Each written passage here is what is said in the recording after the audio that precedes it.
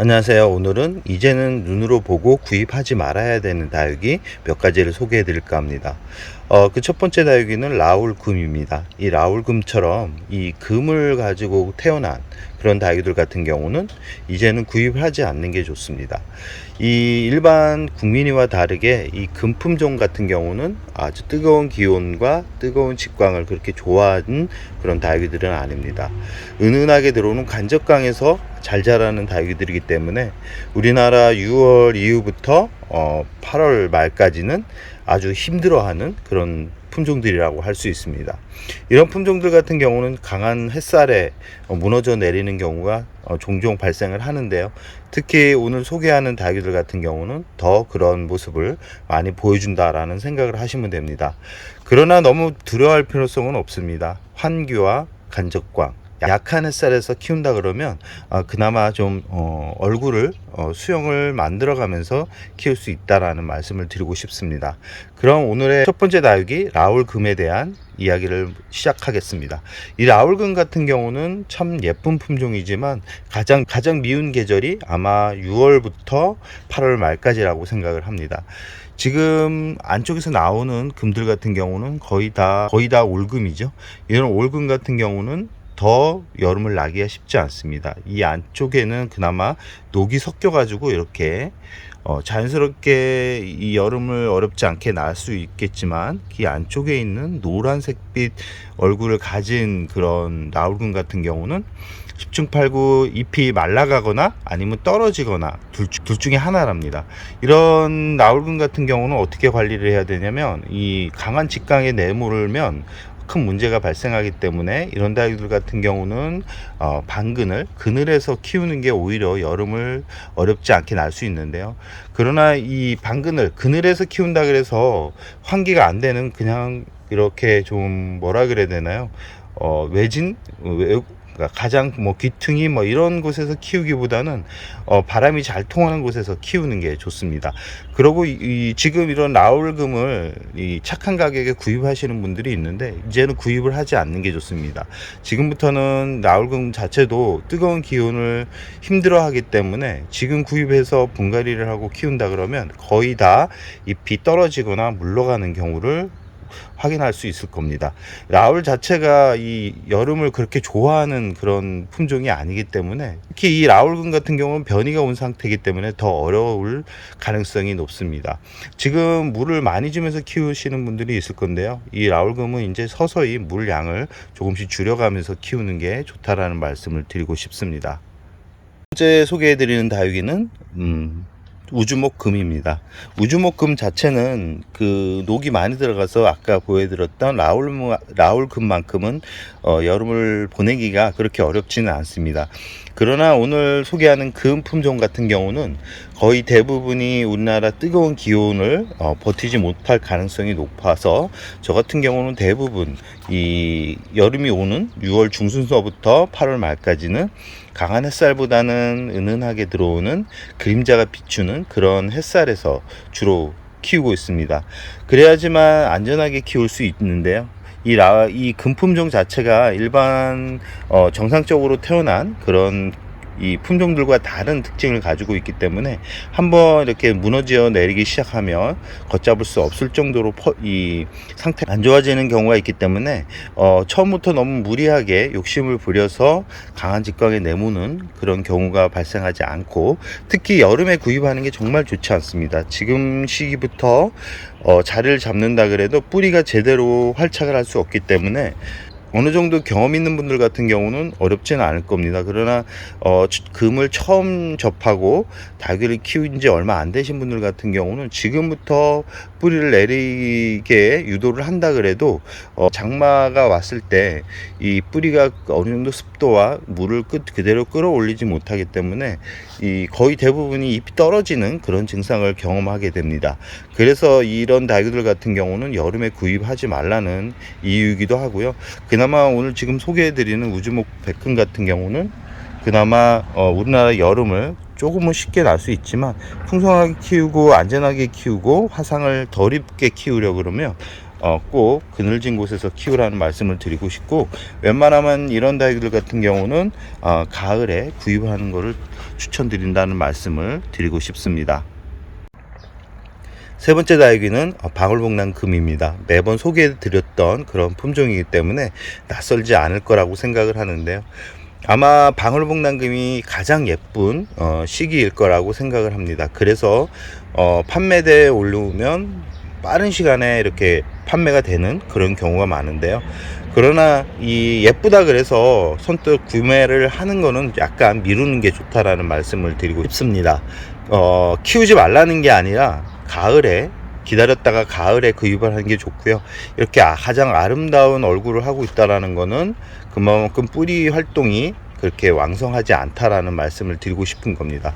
가장 이 시기가 가장 다육이들한테는 가장 많은 성장을 하고 있고, 이 성장의 시기가 좀 어느 정도 지나게 되면 서서히 잎이 말라가는 잎들은 자연스럽게 말라가고 떨어질 잎은 떨어지고 그런 현상들이 발생을 할 텐데요.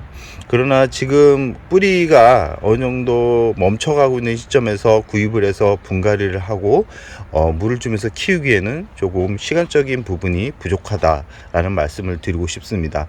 정말 구입하고 싶은 분들은 포트채 구입을 하는 게 좋지만, 이런 방울복랑금 같은 경우는 여름에 잎이 어느 정도 떨어진다라고 보시면 됩니다. 어느 정도 떨어지게 되고, 그 떨어진 잎들을 잘못 제거를 하다가 결국은 또 무름병이 오는 경우가 많았기 때문에 예쁘다 그래서 바로 구입하기보다는 눈으로 좀 보다가 마음에 드는 다육이가 여름을 이겨낸 다음에 구입하는 것도 뭐 늦지 않다라는 말씀을 드리고 싶고요. 꼭 구입해야 되겠다라는 분들 같은 경우는 이렇게 전체적으로 녹이 적절하게 들어간 금을 구입하는 게 좋다라는 말씀을 드리고 싶습니다. 이렇게 올금으로 되어 있는 금은 절대 구입하지 않는 게 좋습니다. 지금 벌써 생리작용에 문제가 생겨서 벌써 잎이 말라가는 게 보이시죠? 올금 같은 경우는 잎이 말라가거나 아니면 소실될 가능성이 아주 높습니다. 그렇기 때문에 방울복랑금을 구입을 할 때는 꼭 전체적으로 이렇게 녹이 적절하게 들어가 있는 금을 구입하라는 말씀을 드리고 싶고요. 저 뒤쪽에 있는 방울복랑금 같은 경우도 잘 보시면 아시겠지만 완전하게 이 올금으로 되어 있는 그런 잎들은 이렇게 말라가고 있지만, 이렇게 녹이 들어가 있는 금들은 아주 건강하죠. 이렇듯 올금이 예쁘긴 하지만 녹과 적절하게 이렇게 섞여 있어도 이렇게 말라갑니다. 이렇게 자연스럽게 소실되는 부분이 있기 때문에 다육이 방울복랑금을 처음 키우시는 분들 같은 경우는 꼭 녹이 적절하게 들어가 있는 좋은 금을 구입하라는 말씀을 드리고 싶습니다. 방울복랑금은 이제부터 물을 서서히 줄여야 됩니다. 너무 과도하게 물을 줄 경우 잎이 물러서 떨어지는 경우가 대부분 원인이기 때문에 지금부터는 물을 어느 정도 조금씩 줄여가면서 바람이 잘 통하는 곳에서 키우라는 말씀을 드리고 싶습니다. 네 번째 다육이는 팥기피덤입니다. 팥기피덤 같은 경우는 뿌리가 없이 국내에 들어와서 판매될 가능성이 아주 높은 다육인데요. 여름에 아주 강한 특징을 보여주고는 있지만, 그래도 지금 시기에 뿌리 없는 것을 구입하기에는 약간 부담스러운 부분이 있습니다. 뿌리가 어느 정도 활착이 돼야지만 이 두들레아 같은 경우는 여름을 쉽게 날 수 있는데요. 뿌리가 없는 두들레아 같은 경우는 아무래도 우리나라 여름을 이겨내기가 그렇게 쉽지는 않습니다. 지금서부터 물을 조금씩 줄여가야 되는 시점에 뿌리가 어느 정도 멈추게 되면 그 수분을 다 흡수하지 못하게 됩니다. 그 수분을 다 흡수하게 되지 못하면 결과적으로 어떻게 되냐면 뿌리가 썩는 그런 현상들이 벌어지고, 두들레아 같은 경우는 우리나라 뜨거운 기온을 힘들어하기 때문에 아무래도 그런 습도가 높은 환경에서는 뿌리가 어느 정도 데미지를 받을 가능성이 아주 높기 때문에 지금 계절에는 구입을 하면 어느 정도 위험성을 가지고 있다라고 생각을 하시는 게 좋습니다. 두들레아는 이제부터 물을 3주 간격으로 주는 게 좋습니다. 많이 자란다라고 이렇게 눈에 보여도 속으면 안 됩니다. 그거에 속아가지고 물을 더 주게 되면 결국은 무너져 내리는 경우를 경험할 수 있을 텐데요. 저도 몇 번은 그렇게 경험을 했기 때문에 이제부터는 잎이 말라가도 3주를 채워서 물을 주려고 합니다. 아마 장마 기간에 오면 물을 주는 것을 어느 정도 다 멈추게 되기 때문에 그때까지만 어느 정도 뿌리가 제대로 내리지 않았던 두들레가 있다 그러면 최대한 햇살이 강한 곳보다는 그늘진 곳에서 키우는 게 빠르게 뿌리를 내릴 수 있는 방법이라는 말씀을 드리고 싶습니다. 지금 저번 달에 뿌리가 없이 구입했던 이 파키피던 같은 경우 이렇게 뿌리가 어느 정도 내려서 이렇게 성장을 하고 있는 모습을 보고 있습니다. 이렇게 성장을 하고 있는 그런 파키 같은 경우도 뿌리가 많지 않기 때문에 뜨거운 여름이 오거나 장마철이 힘들어한다라는 거, 이런 힘들어하는데 이 뿌리가 없는 다육이들 같은 경우는 더 힘들어하겠죠. 특히 이 두들레 같은 경우는 우리나라 여름을 아주 힘들어하기 때문에 바람이 잘 통하는 곳, 그리고 약간은 햇살이 은은하게 들어오는 곳, 그런 곳에서 유치를 시켜놓고 여름을 보내는 게 좋다라는 말씀을 드리고 싶습니다. 마지막으로 눈으로 보고 지금은 구입을 하지 말아야 되는 다육이 호피 복랑금과 저기 뒤쪽에 있는 원종 복랑금에 대한 이야기를 하면서 끝을 맺도록 하겠습니다. 지금 뒤에 있는 원종 복랑금 같은 경우는 그나마 우리나라 여름을 어렵지 않게 날 수 있는 그런 몇 가지 안 되는 금품종이라고 할 수 있습니다. 이 금품종에 대한 경험을 쌓고 싶은 분들은 저 뒤쪽에 있는 원종 복랑금이나 호피 원종 복랑금, 아니면 이 지금 소개하는 호피 복랑금 같은 경우를 구입하는 게 더 좋습니다.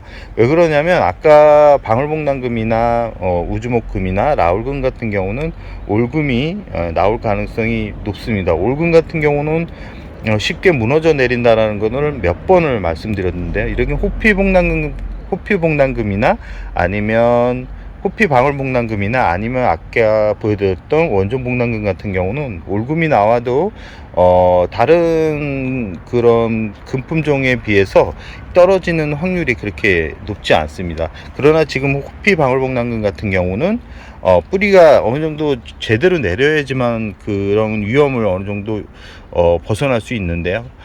그래서 지금 시기에 이런 호피복랑금 같은 경우도 구입을 하면 뿌리가 내리기가 쉽지 않습니다. 뿌리가 내린다 그래도 뜨거운 여름과 장마를 이겨내기가 쉽지 않습니다. 호피복랑금 같은 경우는 녹이 많이 들어가 있기 때문에 그나마 여름을 이겨낼 수 있는 힘이 다른 금품종에 비해 많지만, 그래도 이렇게 보시면 아시겠지만 이렇게 잎이 말라가고 있는 것을 확인할 수 있습니다. 이렇게 잎이 또 많이 말라가는 특징을 보이고 있지만, 그나마 다른 금품종에 비해 뿌리가 빠르게 내리기 때문에 진짜 키우고 싶다, 변이가 온 품종을 키우고 싶다 그러면 이 호피복랑금을 키우는 것도 나름 괜찮은 방법이라는 말씀을 드리고 싶고요. 그러나 지금은 눈으로만 보고 구입을 하는 거는 가을에 구입하는 게 정신적인 스트레스를 덜 받는 일이라고 강력하게 말씀드릴 수 있습니다. 지금 금품종을 구입해봐야 잎이 떨어지는 것만 보게 될 겁니다.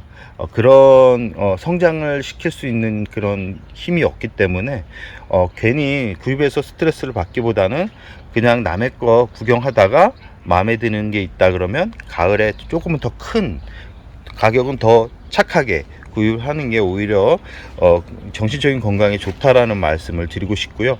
이 호피복랑금 같은 경우는 강한 직강에도 다른 일반 금보다는 살아남을 건강하게 자랄 확률이 아주 높은 그런 다육이 중에 하나이기 때문에 관심을 가져보는 것도 좋고요. 뒤쪽에 있는 원종복랑금 같은 경우도 우리나라 여름을 그렇게 어렵게 나지 않아도 되는 그런 금품종 중에 하나입니다. 그러나 일반 다육이보다는 약하기 때문에 이런 금빛 얼굴을 가지고 있는 그런 다육이들 같은 경우는 꼭 은은하게 들어오는 햇살에서 키우라는 말씀을 드리고 싶습니다. 오늘은 눈으로만 보고 구입은 가을에 해야 하는 그런 다육이 5가지를 소개해 드렸습니다. 그럼 오늘의 영상을 여기서 마치도록 하겠습니다.